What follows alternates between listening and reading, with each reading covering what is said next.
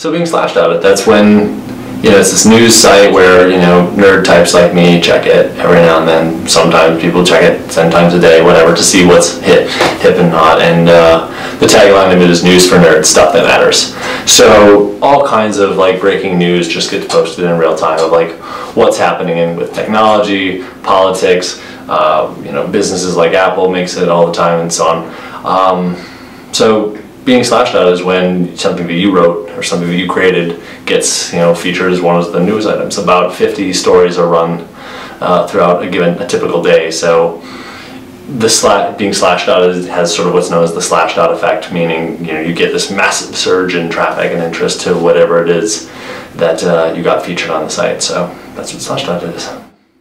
Why I won't sign your NDA is just an essay explaining exactly that, why I won't sign your NDA. I get approached by tons of people who say, look, I've got a great idea, I need a web developer, I'd like to talk to you about that. I'm like, great, I'm happy to give you my perspective on what you're doing. But then they say, I'm going to need you to sign an NDA first. And I, as politely as possible, say no. And that is usually met with a, well, why not? And sometimes with a certain indignation, like, well, does that mean I can't trust you, or are you going to try to just steal my idea? When they ask, I love it because I get to have an actual conversation with them to sort of share what it is about an NDA from my vantage point that is very different from their vantage point. Most people who come to me with an idea and then say, I want you to sign an NDA about this, are kind of living with the perspective called, this is my one great big idea. It's the first one I've had. It's my ticket to entrepreneurship. And I need to keep, guard it and hoard it and make sure that nobody steals it because it's awesome, it's brilliant. On my end of the table though, I've been, doing contracting and consulting work for many ventures, for many ideas over the span of the last 5 years. And to me, ideas are plentiful, cheap, unoriginal. They're largely overlapping, and they just don't have the same oomph when you've seen a lot of them and been part of the execution of a lot of them. So yeah, ideas are so commonplace, and there's such overlapping in my industry, and the pace of innovation and web means that nothing's really original. There's nothing really under the sun. It's just so many great ideas that are intermingled and built upon and improved upon. So I don't look to them as with the same sort of sacredness as people who want me to sign their NDA for. And moreover, because there is such a vagueness of like, I got this idea, I want to talk to you. Well, what is it and what does it cover? If that's not clear up front, if you don't have something tangible, like an actual tangible product of intellectual property, and I'm talking like a business plan of at least 10 pages, it's very vague what it is that I'm saying that I won't, disclose. And that's going to tread upon my ability to work. What do you consider yourself? Freelance? I don't even know. Freelancer? Consultant? Consultant contractor, yeah. Consultant contractor, okay. Consultant, yeah. A consultant. Okay. A web programmer for hire. But you're so much more... I almost hate the term web programmer because that covers so many manners of sins. Like, you don't just sit with ones and zeros or coding language. You do consult on a marketing level, on a coaching level with the business. More than I think most people would use that title with your knowledge of code. The thing that has been so good for me as a web programmer is, one of the things that I realized early on, which is bridging the gap between business and technology. Like there's business talking, there's like, oh, well, what's estimated for our bottom numbers, what's actually going to produce results in the marketplace, what people actually find sexy. And then there's coder world where it's like, hey guys, check out this new cool visual effect where you click there and it just like boom, springs out animation. And it's awesome, right? And moreover, in the technology world, aside from getting distracted by shiny, cool effects, there's also the, well, we know how to build it, but we don't know what we actually want to build. Like, I'm not sure how this really maps onto your business problem.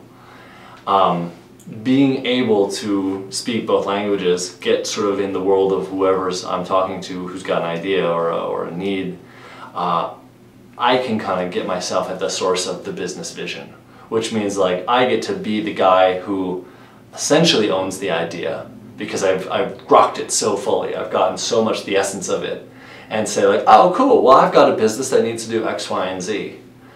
Genuinely say that versus, well, some guy gave me a piece of paper that says it needs to do X, Y, and Z. Very different mindset. When I'm at the source of it, I'm like, oh great, well what would I want to do that? Like how would I want it to look? how would it be slick for me to have these objectives be met? Well, I'm going to design it like this and make sure that that didn't suck, and then I'd actually try and use it and put myself in the shoes of the people who are ultimately going to use it, and file off the rough edges and fix the things that are grossly inefficient, which you can only get through the perspective of the actual user. And then the end result is so much better because it's so much more in touch with the real need. And what's great about that is, I don't know what's great about that. I was just gonna, and nothing came.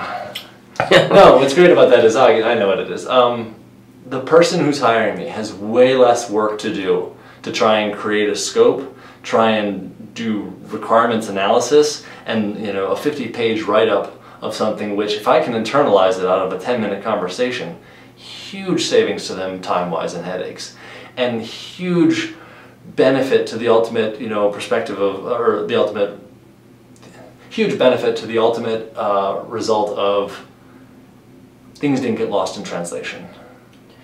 Do you think that ability is unique among people that would share the title web developer? I think it's rare. Okay. I think that's one of the things that's been my ace advantage. One of the things that's been so good is having communication chops to be able to represent well in the boardroom, to ham it up with my clients and sort of have them know that I get what they said. There's an exercise that you learn in various communication courses of what it is to recreate someone's communication. It's a fancy way of saying someone says something and they use the exact words, and you don't parrot them back to them. You paraphrase, you internalize, you put it in your own language, and you spit it back out of them. And if they say, yes, that's exactly what I'm talking about, thank you, you totally got it, then you know, and they know that you know what it is that needs to be done. And that bridging that communication gap and being able to do it quickly and effectively is such a blessing to anyone who's trying to hire a guy like me.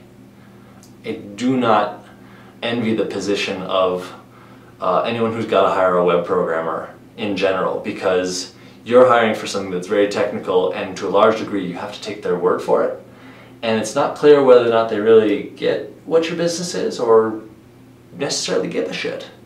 And if you can't walk away from a meeting with them or a conversation with them where they say, here's what I want to do, and if you can't walk away from that conversation with a clear sense that, like, the guy totally gets it, he's totally going to nail it, then it's a crapshoot. And that's why you have $1 million projects that are done where the end result sucks and the actual users hate it. That sort of tragedy doesn't happen when, for all intents and purposes of the actual goals of the project, you and your programmer share a brain. Any blinding general advice you've learned in your years as a consultant contractor? Unfortunately, any of the blind advice that I would give to you would be completely worthless. Because entrepreneurship is more complicated than that. There are no one-size-fits-all things. I hate to dodge the question, but the key to getting anyone sort of insight and perspective onto how to really kick ass at what they're doing is a dialogue about what they're actually dealing with, and then break it down from a perspective that's not attached, that's not actually in there, but more as an observer who can see, well, oh, I see that you keep doing this, and it makes sense to you in the heat of the moment, but from my vantage point, that's utterly retarded. Stop that. Here's why. And I love having conversations like that, because I can give someone a sense of, they say, oh shit, you're absolutely right, I never thought of it that way, but that just totally makes sense. For example, I was just having a conversation with my friend Morgan this morning in our first of regular coaching calls, and she was saying, well, I'm advertising on the Knot, and I'm thinking of, I don't know if it's a good idea, it's $200 a month. I'm also not advertising on Offbeat Bride, which is $800, and it's like a paid listing, but it's up there forever. It's it's a sponsored blog post. Okay, well, what are you selling? Well, I'm selling sort of alternative, dresses that I make that are artistic and just sort of colorful and just sort of fun, and for people who don't want to be pretty princesses on their thing. Well, shit, you should shut down the Knot thing and get on that. I mean, that's 4 months of the Knot. And we shut it down right now. How long have you been doing that? Well, since February, but it's a 6-month commitment. Wow, it sounds like you found the perfect place to advertise, but you're advertising at the worst place to advertise because it's very traditional, it's very not your people. Shut it down as soon as you can, and heck yeah, get on there. She's like, well, I've got one more concern about putting it on Off Your Bride. I'm not sure I could keep up with the volume of business. I'm like, that's a fantastic problem to have. You just told me if you sold 2 dresses a month, you're good. Like, not balling, but you're good. You don't have to think about getting a straight job. She's like, yeah, that's a good problem to have. Like, fucking, if you have too many orders, guess what? You get to raise your prices, and you get to make a waiting list, and it'll be alright. Don't worry, it's gonna be alright. She's like, oh, yeah, that makes sense. To her, in the thick of the moment, the mental calculus of, oh, I wanna, 800's a lot, I'm not sure if I can do it, just utterly paled to the simple arithmetic of like, oh, it's 1200 over here and 800 over there, and you're getting nothing here, and that's your people.